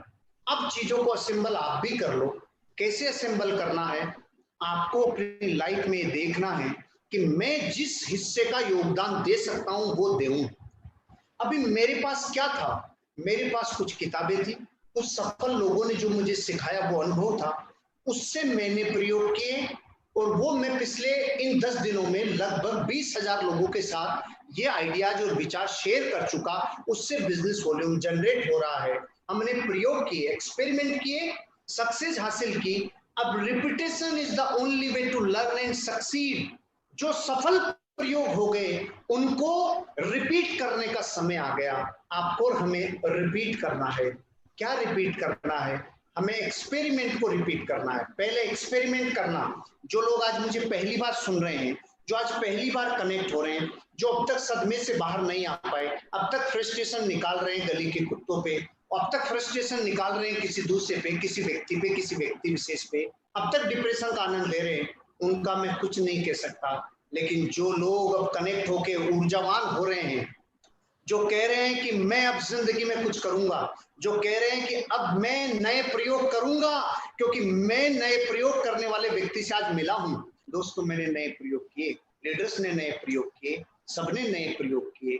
ये जूम एप्लीकेशन 40 लोगों की 40 मिनट का काम करती थी, आज हम हजारों लोग जुड़ चुके, कई घंटों तक जुड़े रह सकते हैं। ये प्रयोग ही तो था। संकेत सर ने पूरा सॉफ्टवेयर परचेज कर लिया, ये प्रयोग है। पूरे ग्रुप की मदद हो रही है, ये उनका सपोर्टिंग नेचर है। आज हम सब लोग कनेक्ट हो रहे हैं। मेरे घर पे आज इंटरनेट ने धोखा दे दिया, जबरदस्त तरीके से डिस्कनेक्ट हो गया, तो मैं गांव में से, खेतों में से, पहाड़ों में से चल के संजय जी के पास पहुंच के अगर आपको ये दे सकता हूं, ये बात आपसे कर सकता हूं, तो आप कल्पना करो कि जिंदगी में जो इंसान के पास जो है वो सपोर्ट करो, जिसके पास जो है वो डिसीजन ले, जो अपने हिस्से का योगदान कर सकते हो। तो क्या करो अपने हिस्से का योगदान? अपने हिस्से का पहला योगदान, वीडियो कॉल पे आना चालू करो, डेली 5 लोगों को प्लान दिखाना चालू करो, अपने आप को सारे डिजिटल प्लेटफॉर्म पे लॉन्च करो। आप जितना ज्यादा रोज लोगों से कनेक्ट होंगे उतना ही बिजनेस वॉल्यूम होगा। नए एक्सपेरिमेंट क्या करो? कैमरे के सामने अपने आप को फ्रेमिंग करना चालू करो। फ्रेमिंग किसे कहते हैं? इससे ऊपर इतना हिस्सा दिखना चाहिए, पूरी छत दिखने की जरूरत नहीं है। ये फ्रेमिंग सीखो। लेफ्ट में आपको बहुत बड़ा हिस्सा दिखाने की जरूरत नहीं है, राइट में दिखाने की जरूरत नहीं है, और जितना कन्वीनियंट हो वहां तक आपको दिखाना चाहिए। इसको कहते हैं बेस्ट फ्रेमिंग। कैमरे पे अपने आप को लाना, कैमरे पे अपने आप को प्रेजेंट करना एक कला है। इस कला को सीखने का एक ही मंत्र है कि कैमरा कहाँ रहना चाहिए। जो कैमरे की सही पोजीशन सीख गया वो प्लान दिखाने में नहीं डरेगा, वो फियर जोन से लर्निंग जोन में आ जाएगा। और कैमरा यहाँ रहना चाहिए। कैमरे की जो हाइट है, अभी जैसे मैं बैठा हुआ हूँ, घर पे रहता हूँ, मैं कुर्सी पे बैठा हूँ, अभी मैं संजय जी के यहाँ बेड पे बैठा हूँ, तो मैं आपको कितना फ्रेमिंग दिखा रहा हूँ, मैं एक बार अपने आप को देखता हूँ। देखिए मैं कितनी फ्रेमिंग में हूँ। आपको बेड नहीं दिख रहा, आपको इस तरह की चीजें नहीं दिख रही, आपको इस तरफ का वातावरण नहीं दिख रहा। ये क्या है? ये चीजें कहती है कि मैं आपके सामने बेस्ट फ्रेमिंग में हूं, मैं कनेक्ट हूं आपसे, मेरे लाइट सामने की तरफ है। लाइट अगर पीछे की तरफ से आएगी तो सामने वाला व्यक्ति प्लान नहीं देख पाएगा, आपसे कनेक्ट नहीं हो पाएगा। कैमरे की फ्रेमिंग सीखो। अपने आप को परफेक्ट फ्रेमिंग के लिए चेस्ट के इस हिस्से पे कैमरे की लेंथ होनी चाहिए। आप जितना ज्यादा कैमरे के सामने आने का प्रयोग करोगे, जितना जल्दी डिसीजन लोगे, उतनी जल्दी अपना बिजनेस करोगे। और मैं जो आपको सिखा रहा हूं, अगर ये सीख गए तो मैं आपको एक चीज कह रहा हूं, जब पूरी दुनिया पेट्रोल डीजल जला के और कई घंटों दौड़ दौड़ के नेटवर्क बना रही होगी और लॉकडाउन खुल चुका होगा, तब भी आप बापू बनोगे, तब भी आप बिजनेस वॉल्यूम लेके आओगे। क्यों? क्योंकि आपको डिजिटली बिजनेस करना आ गया। जो डिजिटली बिजनेस करना सीख गया वो जीत गया। अपने आप को परफेक्ट फ्रेमिंग में लाना सीख लो। इसलिए परफेक्ट फ्रेमिंग में कैमरे पे लाना एक प्रयोग है। इंस्ट्रूमेंट को मोबाइल की जगह लैपटॉप पे यूज करना ताकि लोगों को हॉरिजॉन्टल दिखें। जब आप मोबाइल पे आते हैं, जूम पे या वीडियो कॉल पे, तो आप लोगों को वर्टिकल दिखते हैं। वर्टिकल का अगर प्लान रिकॉर्ड होता है, रिकॉर्डिंग को फिर हम एलईडी पे दिखाते हैं तो बहुत भद्दा चलता है वर्टिकल पोजीशन। इसलिए हमेशा हॉरिजॉन्टल पोजीशन में आने का प्रयास करिए, बेस्ट फ्रेमिंग करिए, बेस्ट लाइटिंग सामने रखिए। और प्राकृतिक लाइट हो तो रोशनी सामने की तरफ लाइए। पीछे से खिड़की की रोशनी नहीं आनी चाहिए, लाइट की रोशनी नहीं आनी चाहिए, सामने से रोशनी आनी चाहिए। कैमरे के ऊपर इतना ही प्रयोग करो। फिर वो सारे इंस्ट्रूमेंट खरीद लो। ट्राइपॉड जल्दी से खरीद लेना, जैसे अमेजोन खुले। एक मोबाइल को टांगने वाला माउंट खरीद लेना जो बोल्ट वाला हो, नहीं तो मोबाइल गिर जाएगा। ये नए प्रयोग हैं। फिर बोया का एक अच्छा माइक आता है जिससे आपकी वॉइस बहुत अच्छी जाएगी, ये नया प्रयोग है। फिर आपको एक छोटा ट्राइपॉड खरीद लेना चाहिए जो टेबल पे रख सको, बेड पे रख सको, कहीं भी रख सको। अभी जिंदगी बिल्कुल इजी है, लेकिन प्रयोग करोगे तब होगे। आपको नए प्रयोग करने का डिसीजन लेना चाहिए। रोज सुबह जितने बजे उठते थे उससे 1 घंटा पहले उठने लग जाओ। रोज जितने बजे नहाते थे उससे पहले नहाने लग जाओ। अपने आप को रोज सुबह पहले अप टू डेट दाढ़ी वाड़ी करके बिल्कुल चिकन बनकर रेडी हो जाओ। क्यों? क्योंकि अपने आप को मार्केट में लॉन्च करना है भैया। हम वर्षों से घर में रहे तो माथे में ये घुस गया। माथा हमारा ये सोचता है कि मार्केट में जाएंगे तब ही नहाएंगे, कुछ काम में नहीं है तो क्यों नहाएंगे, कुछ काम में नहीं है तो क्यों फॉर्मल ड्रेस कोड पहनेंगे। अरे घर ही व्यापार है, घर ही ऑफिस है, घर ही शोरूम है, घर ही अब हमारा मंदिर है इस बिजनेस को करने का। इसलिए अपने आप को रोज अप टू डेट रखो, क्योंकि माहौल ड्रेस कोड से बनता है। अगर लुंगी में बैठ के, पजामे में बैठ के, बनियान में बैठ के धंधा करोगे, ये धंधा नहीं होगा। आपको अपने आप को अप टू डेट रखना होगा, अपने आप को बिल्कुल कंप्लीटली रेडी करना होगा ताकि लोगों के सामने आप बिजनेस को रिप्रेजेंट कर सको। तो ये है नए प्रयोग जो आपको करने चाहिए। और कुछ चीजें ऐसी हैं जो आपको असेंबल करने में और हेल्प करेगी, जो मैं आपको बताता हूं। ये जो बैकग्राउंड है, जो बैकग्राउंड है, जिस कलर का बैकग्राउंड है उस कलर के कपड़े नहीं पहने। आज मैं मेरे घर पे जब प्रैक्टिस करने वाला था इसकी, तो मेरे पीछे डार्क बैकग्राउंड था और टी शर्ट मैंने लाइट पहनी थी। यहाँ आके मैंने कोट उतार दिया, फ्री हो गया, तो संयोग से पीछे भी डार्क, पीछे भी लाइट है और यहाँ भी लाइट है। आपको ऐसा नहीं करना। अगर लाइट कपड़े पहन रखे हैं तो डार्क बैकग्राउंड, अगर बैकग्राउंड लाइट है तो कपड़े डार्क पहन लो, जैसा सहूलियत हो। और बैकग्राउंड कितना चाहिए? कुछ लोग कहते हैं हमारे बैकग्राउंड ही अच्छा नहीं है, हम क्या दिखाएंगे। अरे कुछ भी लगा ले, कपड़ा, बेडशीट लगा ले, कुछ भी लगा ले भैया, कुछ भी नया प्रयोग करो। जब तक नया प्रयोग नहीं करोगे तब तक नहीं होगा। इसलिए आपको नए प्रयोग करने ही चाहिए। नए प्रयोग करोगे तभी ये बिजनेस होगा और आपको ग्रोथ मिलेगी। इसलिए नए प्रयोग करिए और स्वीकार्यता के साथ आगे बढ़ते चले जाइए। ये है बैकग्राउंड।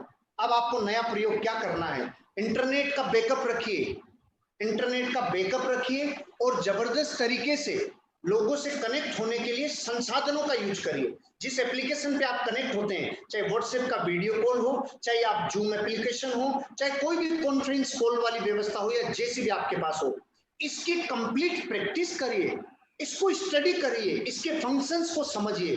ठाले मत बैठो, घर पे ठाले मत बैठो, कुछ ना कुछ करते रहो। कुछ ना कुछ करोगे तो जरूर फलोगे, कुछ ना कुछ करोगे तो जरूर फलोगे भाई साहब। लेकिन कुछ भी नहीं करोगे तो कुछ भी नहीं होगा। क्योंकि देखो, चल नहीं, अगर दौड़ नहीं सकते तो किसी ने कहा है चलो, चल नहीं सकते हो तो घिसो, अरे घिस भी नहीं सकते हो तो रेंगो चाहिए। लेकिन जिंदगी में कभी भी ठाले और निठल्ले मत बैठो, क्योंकि रुका हुआ पानी और रुका हुआ इंसान दोनों सड़ जाते हैं। आपको तैयारी करनी चाहिए, आपको प्रिपरेशन करनी चाहिए। सीधा झटका लगा है, 5वें पे आ जाओ। आपको 5वें पॉइंट पे आना है, सीधा प्रयोगों पे आना है। आप जितना जल्दी प्रयोग करोगे उतना जल्दी बिजनेस में कामयाब होगे। और हर व्यक्ति जूम का यूज कर सकता है। वो अपने प्रोस्पेक्ट को एक साथ लोगों को इनवाइट करके जूम के ऊपर भी प्लान शो कर सकता है। जैसे आज हम लोग अभी तक डिस्ट्रीब्यूटर कनेक्ट हो रहे हैं, अभी तक केवल डिस्ट्रीब्यूटर कनेक्ट हो रहे हैं। लेकिन अगर आपने एक व्यक्ति को 1 to 1 दिखाया, दूसरे व्यक्ति को 1 to 1, तीसरे व्यक्ति को 1 to 1, चौथे व्यक्ति को, अगर आपने 7 दिन में 50 लोगों को प्लान दिखा दिया है, तो 50 के 50 लोगों को फिर यहीं पे, जैसे अपन पहले 1 to 1 करते हैं, फिर जीटीएस में लेके जाते हैं, फिर आरटीपी में लेके जाते हैं, फिर कहीं ट्रेनिंग प्रोग्राम में लेके जाते हैं, ऐसे ही करो। पहले 1 to 1 करो, फिर जबरदस्त सब लोगों को जूम के ऊपर ले लो, फिर जूम के ऊपर किसी लीडर को भी प्रेजेंट करवाओ, लाइव प्लान दिखाओ। और लाइव प्लान दिखाने के लिए संजीव जी, वो है फोल्डर, अपना फोल्डर, बिजनेस फोल्डर। मैं आपको ये बताना चाहता हूँ, बहुत सारे लोग इस कश्मकश में फंसे रहते हैं। फोल्डर नहीं, कोई बात नहीं, आ जाएगा। प्रोडक्ट लीफलेट, ब्रोशर, कोई भी बुक, कोई सी बुक भी होगी तो चलेगी। देखिए, एक प्रयोग करिएगा। बहुत सारे लोग क्या सोचते हैं, सर टेक्नोलॉजी आती नहीं, हम अगर वीडियो कॉल पे आते हैं तो प्लान कैसे दिखाएं, हमारी स्लाइड सामने नहीं आती। अरे रो मत भाई, रो मत, ऐसे दिखाओ जैसे मैं दिखा रहा हूं। आप ये दिखाओ, उसको यूं करके दिखाओ। एम आई दिखा रोहित जी? यस सर, दिख रहा है, क्लियर है। ये पूरी बुकलेट दिखी है आपको? Yes sir. अब जब ये दिख सकती है और इस पे साफ लिख रहा है, आप अपने शरीर का ख्याल रखें, तो ही शरीर आपका ख्याल रखेगा। समझ में आई? दिख रहा है सर। तो इससे प्लान दिखा दो ना, यूं कर करके इससे प्लान दिखा दो ना, यूं। ये तो भी प्रोडक्ट वाली बुक है, आप यूं प्लान फोल्डर से पूरा प्लान दिखा सकते हो भाई साहब, यूं प्लान दिखा सकते हो, यूं। क्योंकि वो बुकलेट तो बिल्कुल सिंपल है, जिसमें प्लान है पूरा। यूं प्लान दिखाओ, इससे कनेक्ट होगे, इससे लोगों को आनंद आएगा, इससे आप लोगों को कनेक्ट कर पाओगे। फिर जब एक साथ 50 लोगों को, 40 प्रोस्पेक्ट को जोड़ोगे, फिर अपने लीडर को इनवाइट करो। फिर जब उन लोगों में से कुछ लोग जुड़ जाएं और अपना बिजनेस स्टार्ट कर लें, उनको हाइप करो पूरे देश में। एक भी आदमी इस दौर में अगर जुड़ रहा है, वो आदमी पूरे हिंदुस्तान में प्रमोट होना चाहिए। उसका बिजनेस वॉल्यूम अगर बढ़ता है और अगर उसका चेक बन जाता है, तो आपको उसको पूरे हिंदुस्तान को, उसको डिजिटल प्लेटफॉर्म पे प्रमोट करना चाहिए। इस आदमी का चेक बना है। मेरे ग्रुप में पिछले 40 दिनों में 20 से ज्यादा लोग हैं जो जुड़ भी गए और चेक भी बने हैं, और उनको प्रोडक्ट नहीं मिले। तो वो जो रो रहे हैं ना, प्रोडक्ट नहीं मिले, वो रोते रहो। इनको 2,10,000 मिलेगा, इनको वीकली इनकम मिलेगी, प्रोडक्ट एक साथ ले लेंगे, बाद में ले लेंगे। प्रोडक्ट में घुसने का समय बाद में आ जाएगा भैया, और अभी तो धीरे धीरे चीजें फेवरेबल हो रही है। लेकिन प्रयोग करो, जितने प्रयोग करोगे उतना बड़ा बिजनेस होगा। तो आज के बाद जो सदमे में जाते हैं, उनको दहशत में जाना मना है। मैं पर्सनली आपसे अपील कर रहा हूं, दहशत में मत जाओ, डरो मत। किस्तों का क्या होगा? अमेरिका की किस्तें किधर गई? बर्बाद हो गया। मेरी कार की किस्त, अमेरिका का पूरी अर्थव्यवस्था डाउन हो गई, हजारों लोग जहां तबाह हो गए। इटली जैसा देश, जर्मनी जैसा देश, कितने देश तबाह हो गए। आप सोच रहे हो आपकी किस्त का क्या होगा? आपके घर में राशन सरकार देगी, किसी भी हेल्पलाइन नंबर पे बात कर लो, आपको राशन पहुंचेगा आपके घर पे। घबराने की क्या जरूरत है? अरे क्यों टेंशन लेने की जरूरत है भाई साहब? पूरी दुनिया, पूरा देश आपके साथ खड़ा है। कोई ना कोई व्यक्ति, आपका समाज, आपका दोस्त, आपका हितैषी, आपका व्यवस्था, कहीं ना कहीं से व्यवस्था हो रही है। दहशत में क्यों जा रहे हो? बैंकों ने रिलीफ दे दिया, किस्तों के लिए रिलीफ दे दिया, अरे दहशत में क्यों जा रहे हो यार? लेकिन भारत के डीएनए की आदत है, सामूहिक मातम मनाने का मजा अलग ही है। उनको मातम मनाने में मजा आता है। मातम मत मनाओ, दहशत में मत जाओ। फ्रस्ट्रेशन में मत आओ, क्रोध में मत आओ, डिप्रेशन में मत जाओ, सीधा 5वें नंबर पे आओ। पहले से डायरेक्ट 5वां प्रयोग करो। जो जितने ज्यादा प्रयोग करेगा उतना बड़ा बिजनेस उसका होगा। अब हम लोग इससे आगे, कोई प्रश्न है तो पूछ लीजिए। डॉक्टर दीपाली राठौड़, उनको भी अनम्यूट कर दीजिए, वो भी उनके टीम के भी आपको सवाल पूछे। मैसेज तो खूब सारी चेकिंग हुई है, ये शायद स्क्रीन बंद होनी चाहिए। स्क्रीन शेयर कर देते हैं, स्टॉप स्क्रीन शेयर। अब आएंगे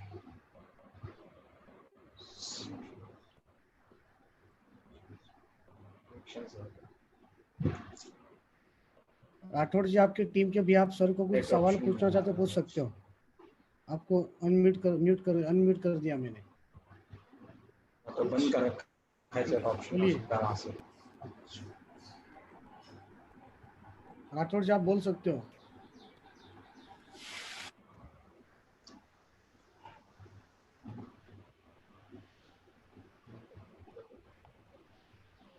राठौड़ जी आप बोल सकते हो, हर सर को आपके टीम के भी आप सवाल पूछ सकते हो।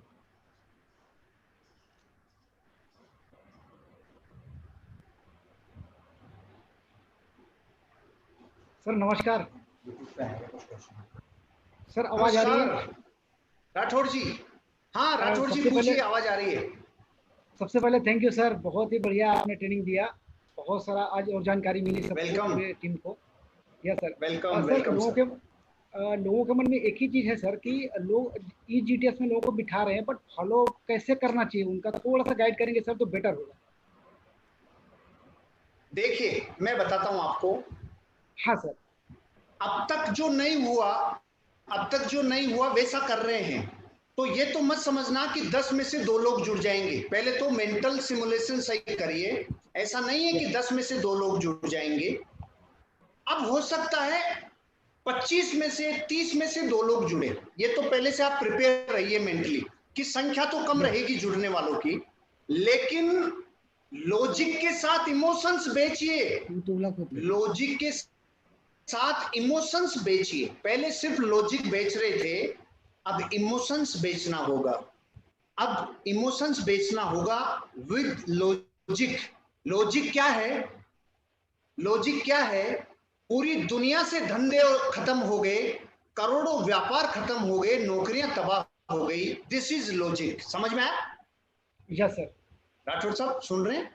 ये लॉजिक है, लेकिन इमोशन साथ में परोसिए। देख, मेरे देश के लाखों लोग एक साथ व्यापार कर रहे हैं। मेरे देश के लाखों लोग अपने आप को डिजिटली ला रहे हैं। मेरे देश की कंपनी आज पूरे देश में सबसे ज्यादा तेज गति से ग्रोथ कर रही है। मेरी कंपनी में आज एक खूबी ऐसी है जो औरों में नहीं है। वो क्या है? हमारा वाउचर खरीदते ही बिजनेस वॉल्यूम जनरेट हो जाता है, और कंपनियों में ऐसा नहीं है। ये सारी सुविधाएं मेरे पास है। मैं तेरे साथ दुख दर्द में हूं। आज मैं दुनिया तो बाहर जाकर बिजनेस कर सकती थी, मैं यहां से तुझे ऐसा व्यापार दे रहा हूं जो बिजनेस करने में मदद करेगा। कुल मिला के जो पहले हाथ से हाथ मिला के टच देते थे ना, वो अब आपको यहां से वेव्स, यहां से बॉडी से जाने वाली रेस से इमोशन। तो दुनिया में डिजिटली सेल करने की एक टेक्निक होती है। डिजिटली सेल करने की जो टेक्निक होती है ना, उसके कुछ बिंदु हैं। रुकिए बताता हूं। Yes sir.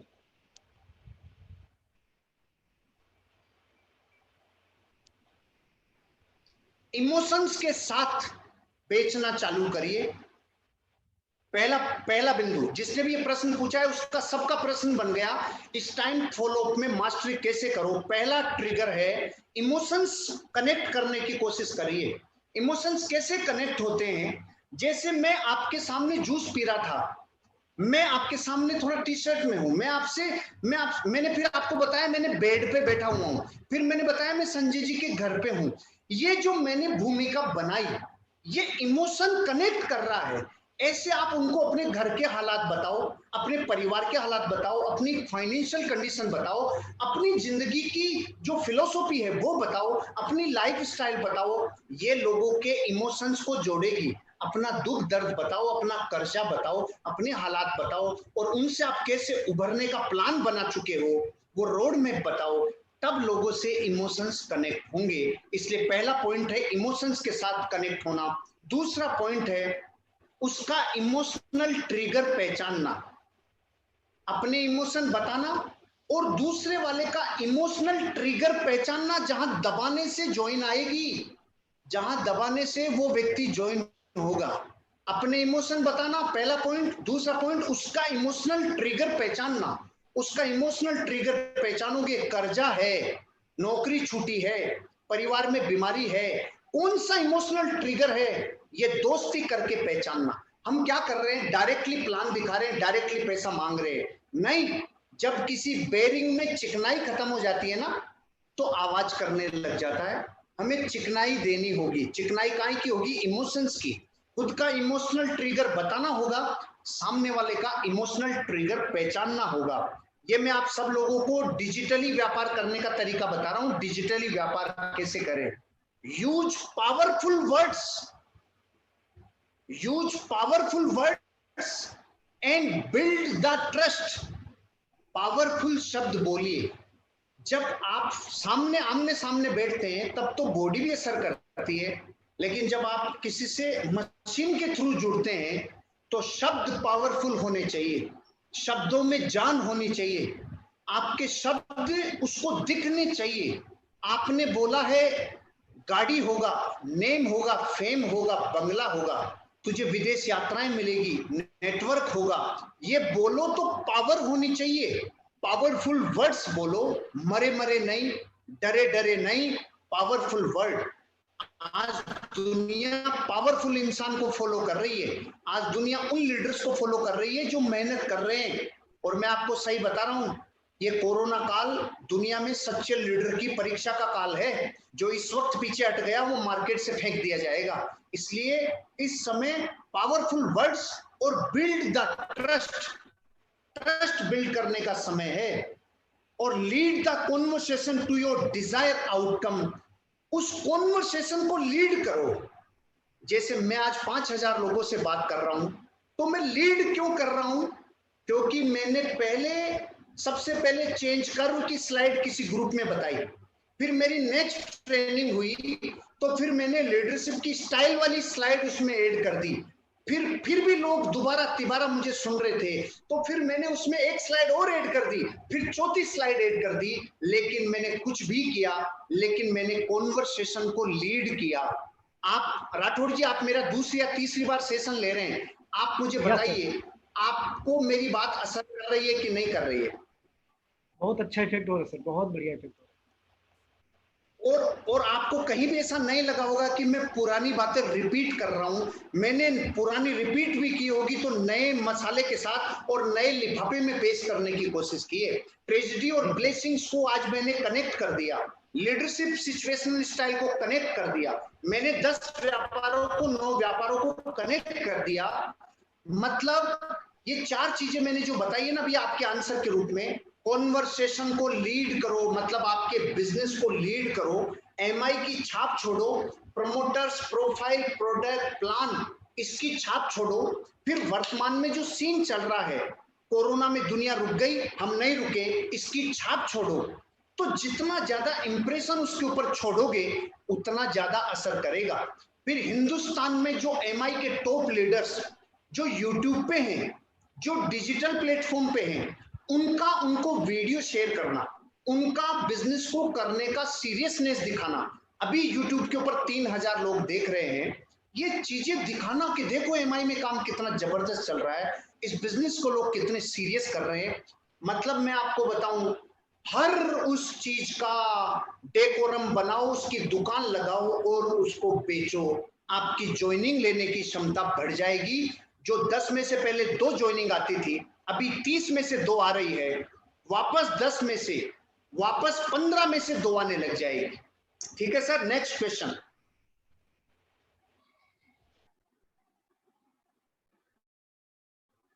Next please.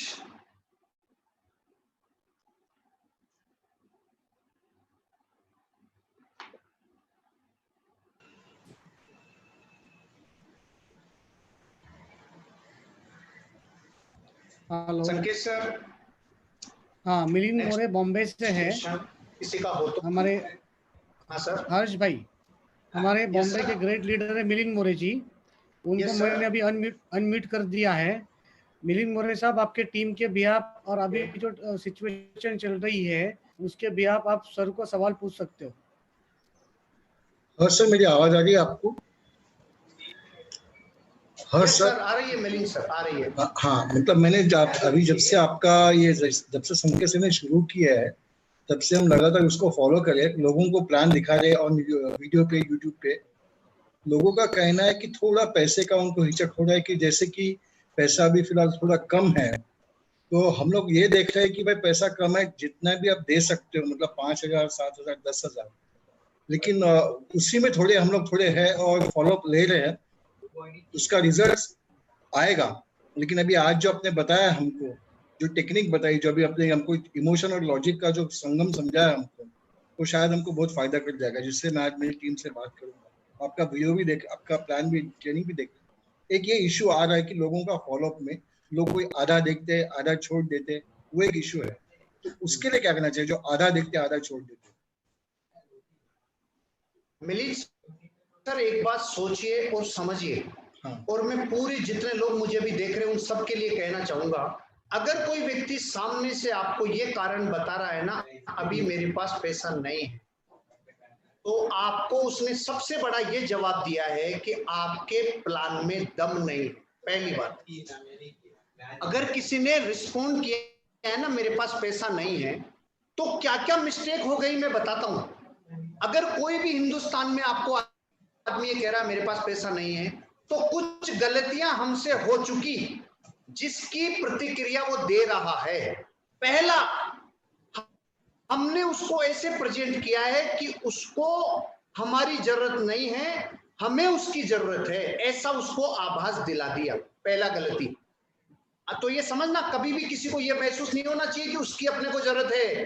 अभी मार्केट में ऐसे प्रेजेंट करना है, तुम्हें हमारी जरूरत है, उनको अपनी जरूरत है। मिलिंद जी, ये एटीट्यूड चाहिए, ये बिहेवियर चाहिए, ये आपका रवैया चाहिए, ये आपका नजरिया चाहिए। उसको ये फील होना चाहिए कि उसकी अपने को जरूरत नहीं है, अपनी उसको जरूरत है। पहला। दूसरी गलती हमने ये कर दी, हमने उसको वर्ल्ड के इकोनॉमिक क्राइसिस को स्लाइड के रूप में नहीं दिखाया, रटा रटाया प्लान दिखा दिया, रटी रटाई स्लाइडें दिखा दी। एमआई की स्लाइडें तो अभी 20% ही काम करेगी, 80% स्लाइड ये काम करेगी कितने धंधा तबाह हो गए, कितने व्यापार तबाह हो गए, और तू क्या करेगा तू बता। हमें ये उससे पूछना है कि भैया इतने व्यापार तो तबाह हो गए, इतनी नौकरियां तबाह हो गई, अब तू परिवार को चलाने के लिए तू क्या करेगा तू बता। तो मिलिंद जी वो क्या बोलेगा, मेरे पास कोई ऑप्शन नहीं है। ऐसा बोले तब जाके प्लान दिखाओ। तो हमने उसकी नीड जानने की कोशिश नहीं की, उसको एहसास दिलाया, उसको ये बात कनेक्ट करने की कोशिश नहीं की कि तुझे हमारी जरूरत है, इस व्यापार की जरूरत है। और मैं आप सब लोगों से पूछना चाहता हूं, आप मुझे बताओ इस वक्त हिंदुस्तान में कौन सा काम है जो 5,000 रुपए से शुरू करके पहले वीक से 5,000, 10,000 कमाने का मौका दे सकता है? ऐसा कोई व्यापार है? नहीं है। तो सर फिर हम एक ही कमी है, हम बता नहीं पा रहे, हम उनको समझा नहीं पा रहे। बस इतना मानो, ये जो मशीन पे आए ना अपन, मशीन पे, इस पे इमोशंस नहीं दे पा रहे। जल्दी जल्दी इमोशंस टच करते जाओ, लोगों से कनेक्ट होते चले जाओ, सारी दुनिया आपके साथ कनेक्ट हो जाएगी। अपने आप को और पॉलिशिंग करो और नर्चर करते जाओ, लोग जुड़ेंगे, मेरा वादा है आपसे। क्योंकि अगर आज के दिन 10 लाख बिजनेस वॉल्यूम आया है तो ये भी लोगों के जुड़ने से तो आया है। पैसा तो उनके पास भी नहीं था, लेकिन पैसा निकालेगा वो जब उसको वजह पता चलेगी मुझे करना क्यों। यही चीज एक हमारा कह सकते हैं कि वीक यही रह रहे थे कि प्रेजेंटेशन भी हम अच्छे कर रहे थे, ऑनलाइन भी बहुत सारे लोगों को दिखा रहे थे, लेकिन फॉलोअप नहीं हो पा रहा था। और लोग एक ही बात कहते थे कि हाँ थोड़ा सा अभी रिलीफ हो जाएगा 3 तारीख को, उसके बाद करते हैं। तो अब रिलीफ वाला भी वो चक्कर तो रहा नहीं, अब ये गारंटी से हम उनको कह सकते हैं कि ऊपर वाला अब आपका टेस्ट करता है कि आपको 1 करोड़ रुपया हम देने के लिए तैयार है, अब आपको चाहिए कि नहीं चाहिए। बार बार मौका नहीं मिलता, क्योंकि 2 ही चांस मिलता है, पहला हमने दे दिया था, दूसरा 3 तारीख आपने ले लिया था। अब आप आइए और मिलके इसको जबरदस्त करते हैं। और एक जो है ये रहता है, बात करें लोगों के मन के अंदर, कि जो आपने बताया कि हम लोग है ना कैमरे से थोड़ा फियर करते हैं, क्योंकि 1 to 1 करते तो एक तो रेज आती जाती है ना, तो सर उससे कुछ फ्रीक्वेंसी बनती है, तो सवालों के जवाब देना बहुत आसान होता है। कैमरे पे सर हम उनको है ना अच्छी तरह रीड नहीं कर पाते हैं, तो कैमरे पे हम उसको कैसे रीड करें और कैसे उसके मन की चीज को बाहर निकालें, थोड़ा इसके बारे में आप बता देंगे तो हम उनके दिल तक पहुंच के और अच्छी तरह हम फॉलो अप कर पाएंगे। सुनिए सब लोग, पूरे हिंदुस्तान के लोगों को डर लगता है कैमरे से, केवल हम ही नहीं है, कैमरे से सबकी फटती है, कैमरे से पूरी दुनिया को डर लगता है, केवल हम ही नहीं है, पूरा दुनिया ही डरती है कैमरे से। लेकिन मैं आपसे कहता हूं, जब स्पेस में जाता है कोई स्पेस यात्री, कोई अंतरिक्ष यात्री जब स्पेस में जाता है, तो वो वहां पर ऑक्सीजन होती है क्या? नहीं होती। ऑक्सीजन होती है क्या? नहीं होती। तो फिर क्या करता है वो? उसको लगाना पड़ता है ना ऑक्सीजन। यस सर, लगाना पड़ता है ना। अगर वो वहां जाकर बोले नहीं मैंने ऐसे कभी लगाया नहीं, ऐसे कभी मैंने किया ही नहीं, मैं ऐसे क्या पहले पता ही नहीं, ऐसे मेरे ऐसे ऐसे कैसे ऐसे, अरे लगा ले नहीं मरेगा, लगा ले नहीं तो मरेगा।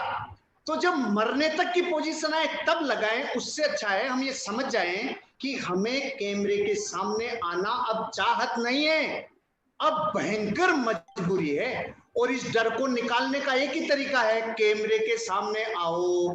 तभी तो मैं फर्स्ट डे से कह रहा हूं, फर्स्ट डे से कैमरे के सामने आओ आओ, यही रोक रहा है और कोई डर नहीं रोक रहा, यही रोक रहा है। और मैं कह रहा हूं इजी हो जाओ, कैमरे के सामने भी ऐसे बिहेव करो जैसे बिल्कुल कैजुअल हो, जैसे घर पे हो, जैसे कुछ नहीं हुआ हो।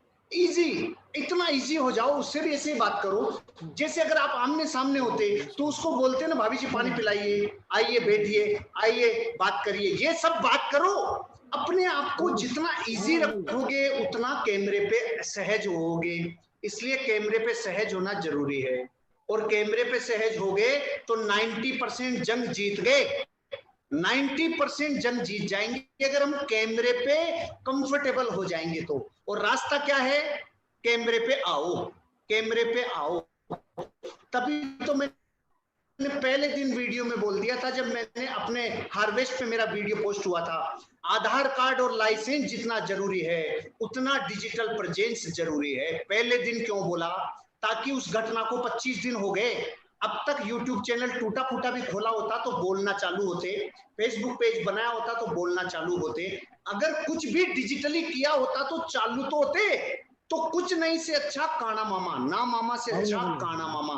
तो जब धीरे धीरे पहुंच जाएंगे, अगर बिल्कुल अमावस्या की रात है तब तो डर लगता है, लेकिन अगर दूज का चांद दिख गया तो पूर्णिमा का जरूर दिखेगा। तो ये जो 10 लाख बीवी तक हम पहुंच गए ना अपना ग्रुप, ये दूज का चांद है संग्राम जी। और ये पूर्णिमा का तब दिखेगा जब आप और हम सब लोग कैमरे से डरना बंद कर देंगे।